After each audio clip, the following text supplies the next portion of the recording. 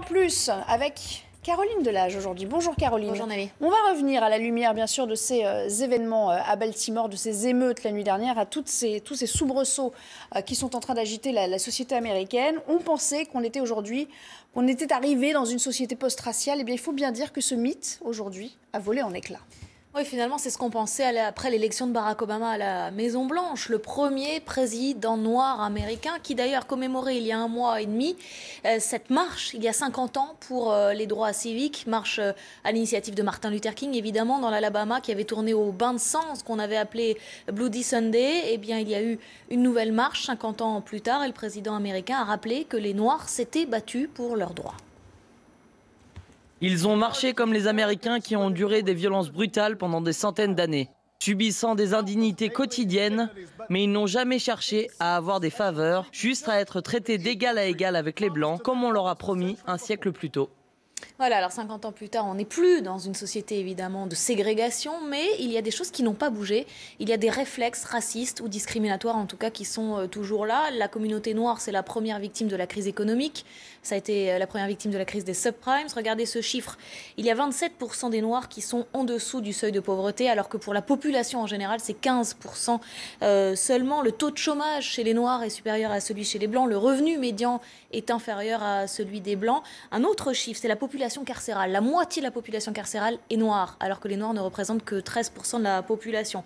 Et c'est une population qui avait placé beaucoup d'espoir, évidemment, dans l'élection de Barack Obama, qui est déçue aujourd'hui, qui se sent trahi, laissé pour compte en tout cas, qui ressent donc une colère que le président américain a mise en scène. C'était pendant le dîner avec les correspondants de la Maison-Blanche samedi dernier. Il a fait venir ce comédien pour incarner la colère noire, pour traduire son discours en colère noire. Alors ça fait beaucoup rire à Washington, hein, il faut le dire. Ouais. C'est pas sûr que ça ait fait autant rire dans la communauté noire qui se sent, elle, délaissée et qui marchait au même moment à Baltimore pour protester contre la mort de Freddie Gray. Évidemment. Alors ce qui pose problème aujourd'hui, ce sont bien sûr ces bavures policières à répétition. Oui, on connaît les méthodes de la police américaine, réputée pour dégainer, pour tirer plus vite que son ombre, en tout cas pour dégainer plus vite que chez nous.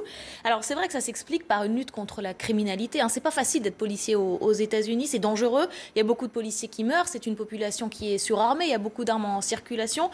Donc ce qui explique ces méthodes un peu violentes, mais il y a quand même parfois une disproportion qui conduit à des bavures et puis une surréaction de la police face à des délits qui sont parfois véniels. Il faut rappeler que Michael Brown, qui a été tué à Ferguson en août dernier, eh bien, que lui reprochaient les policiers ?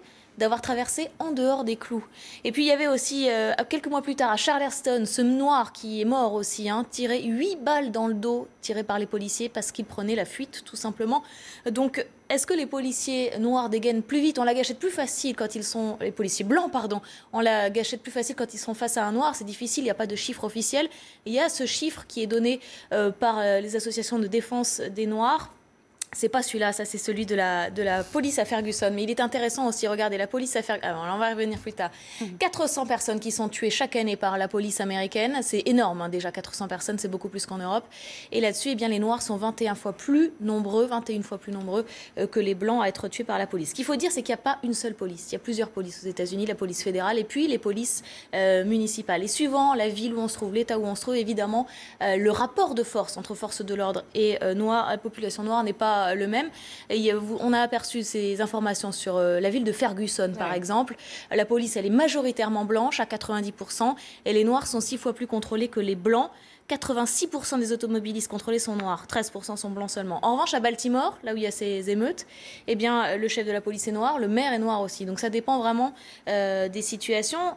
Mais il y a cette situation d'impunité des forces de l'ordre qui ravive cette colère, ce sentiment d'injustice, voire de mépris. Hein, vous savez que les policiers qui ont tué Michael Brown en Ferguson n'ont pas été inquiétés. De même, ceux qui ont tué par étouffement à New York Eric Garner n'ont pas non plus de problème avec la justice.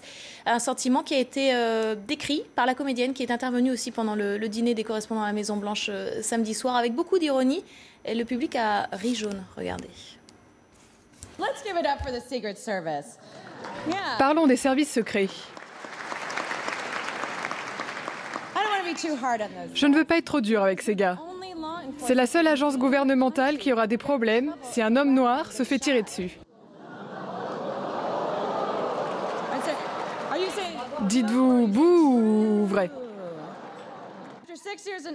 Après 6 ans de mandat, votre taux de popularité est de 48%. Et vous avez 85% de cheveux gris. Vos cheveux sont tellement blancs maintenant que vous pouvez parler à la police. Bon, en tout cas, lui, il rit de bon cœur. Hein. Lui, il rit de bon cœur, effectivement. Mais Merci pas beaucoup, représentatif. Caroline, pour ce nouvel éclairage.